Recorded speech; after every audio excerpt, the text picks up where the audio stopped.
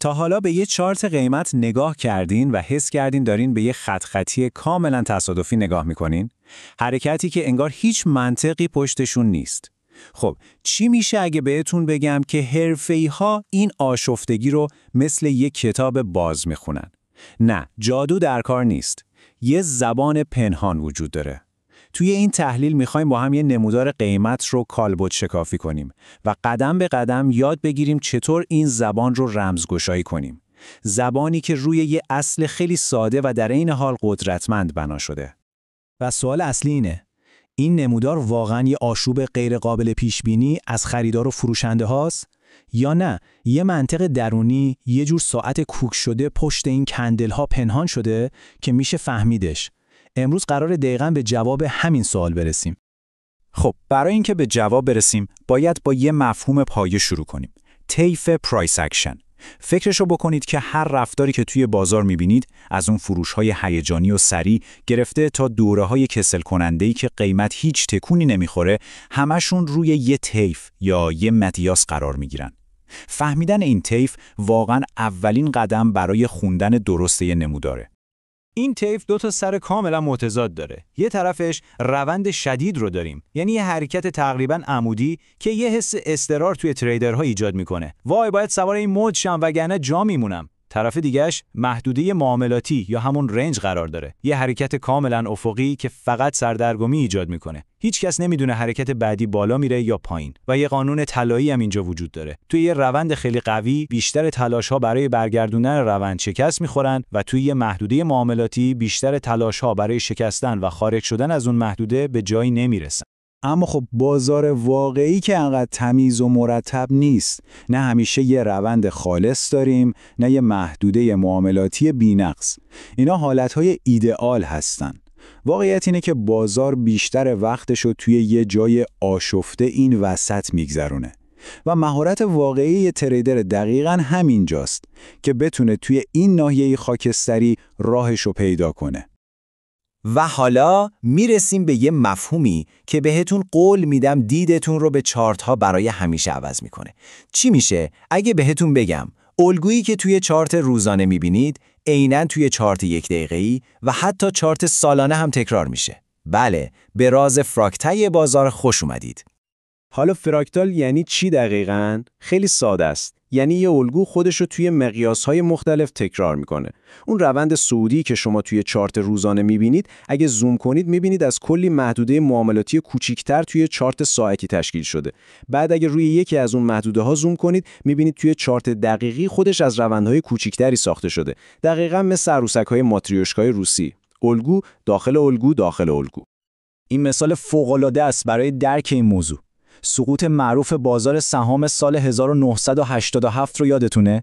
توی چارت‌های روزانه انگار آخرالزمان شده بود، یه فاجعه تمام عیار. اما حالا بیایید با هم زوم اوت کنیم. بریم روی چارت ماهانه. چی می‌بینیم؟ همون سقوط وحشتناک. اینجا فقط یه پولبک کوچیک و بی اهمیت به خط روند صعودی بلند مدته. این به ما چی میگه؟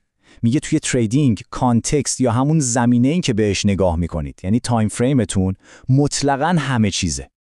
خب خیلی هم عالی. حالا میدونیم که بازار یه ساختاری داره، ولی چطوری میشه از این دانش به شکل عملی استفاده کرد؟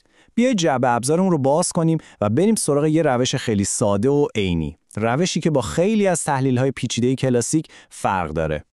احتمالاً خیلیاتون با روش‌های پیچیده‌ای مثل امواج الیوت آشنایید که هی سعی می‌کنید امواج رو بشمرید. 1 2 3. مشکلش چیه؟ اینه که فوق‌العاده ذهنیه. یعنی از 10 تا تحلیلگر بپرسید، 10 تا شمارش مختلف بهتون میدن. اما یه راه خیلی ساده‌تر هم هست. به جای اینکه حدس بزنیم موج سوم کجاست، ما خیلی عینی لگ‌ها یا همون پایه‌های حرکت رو میشمریم. و از اونم مهمتر دنبال کندل‌های سیگنال مشخصی مثل هایوان یا لووان میگردیم. تفاوت اصلی همینه. این روش به جای یه نقشه کلی مبهم یه نقطه ورود دقیق و عملی به ما میده. بذارید با یه مثال ساده ببینیم چطوری کار میکنه. یه پولبک دولگی. مرحله اولین حرکت خلاف روند اصلی رو پیدا میکنیم. این میشه لگ 1. مرحله دوم، صبر میکنیم تا یک کندل سیگنال یه برگشت احتمالی رو بهمون بده. به این سیگنال میگیم های 1 یا لو 1. بعدش بازار یه فشار دیگه میاره که میشه لگ 2. حالا سیگنال برگشتی بعدی یعنی های 2 یا لو 2 خیلی وقتا یه نقطه ورود عالی با احتمال موفقیت بالا به ما میده. به همین سادگی. خب دیگه تئوری بسه. وقتشه که همه اینا رو ببریم تو دل بازار واقعی. الان میخوایم یه روز معاملاتی رو با هم کالبد شکافی کنیم و ببینیم این مفاهیم چطور توی یه چارت واقعی جون میگیرن. بسیار خوب، روز با یه حرکت خیلی قوی شروع میشه. یه روند نزولی شدید درست از همون لحظه باز شدن بازار. این دقیقاً همون سر اول طیفمونه. یادتونه؟ یه تریدر باهوش با دیدن این حرکت فوراً میفهمه که امروز حداقل اولش کنترل بازار دست فروشنده هاست. این میشه کانتکست و زمینه ما برای کل روز. اما بعد از اون ریزش اولیه بازار انگار یهو ترمز رو میکشه، وارد یه محدوده معاملاتی فشرده و افقی میشه. اون حس اضطرار اول صبح کاملا از بین رفته. به جاش چی داریم؟ سردرگمی. خریدارا و فروشنده‌ها به یه تعادل رسیدن و انگار هیچ کس جرئت نداره حرکت بزرگ بعدی رو شروع کنه. اینم از اون سر دیگه طیف، فاز گیجی و عدم قطعیت. و حالا میرسیم به لحظه کلیدی روز. اینجا دوروبر کندل شماره 2. یه شکست جعلی به سمت بالا اتفاق میفته. این یه تله کلاسیکه. این حرکت میاد و تمام خریدارای خوشبین رو گول میزنه. اونایی که فکر میکنن روند نزولی تموم شده و الان وقت صعوده. با هیجان میپرن تو معامله، اما خبر ندارن که سوار قطاری شدن که مقصدش ناکجاباده. و اینجاست که نکته اصلی مشخص میشه.